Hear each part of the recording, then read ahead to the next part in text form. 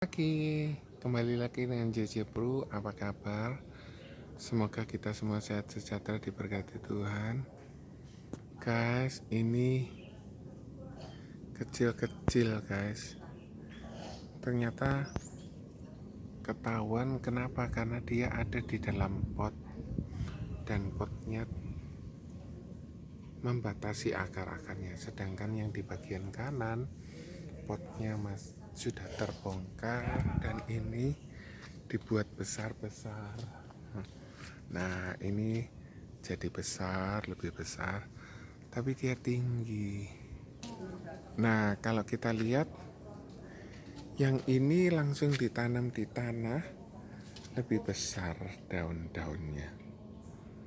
Nah, ini juga sudah mulai bertumbuh.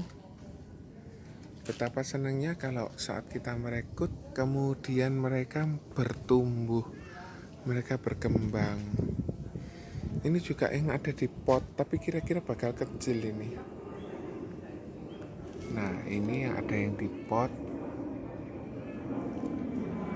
tapi ternyata enggak juga lebar-lebar daunnya.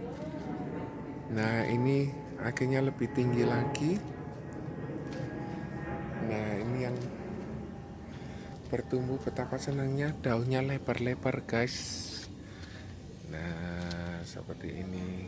Ini sekarang hampir menyamai saya tingginya, tetapi masih ada aja yang tidak bertumbuh, padahal ditaruh di tempat yang sama. Nah, ditaruh di tempat yang sama, tapi dia tidak bertumbuh sama sekali. Sedangkan di tempat yang lain dia bertumbuh. Nah, ada kebahagiaan karena kita semua bisa melihat pertumbuhannya bertumbuh sangat pesat. Nah, jadi ejen-ejen kita pasti bertumbuh kok guys, asal kita betul-betul rawat. Yang ini memang sudah sangat besar, tetapi daunnya kecil-kecil.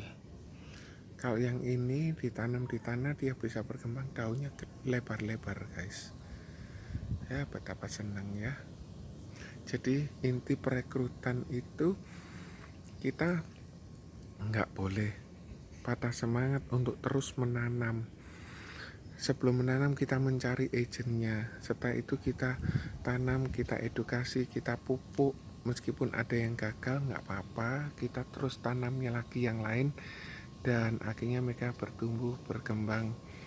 Di Surabaya ada pemilik kantor agensi yang sangat besar, Pak Martinus, yang sangat besar Pak Edi Tyson, yang sangat besar W Agency, yang sangat besar juga Pak David Hendrawan, Pak Wibisono, Pak Kanho.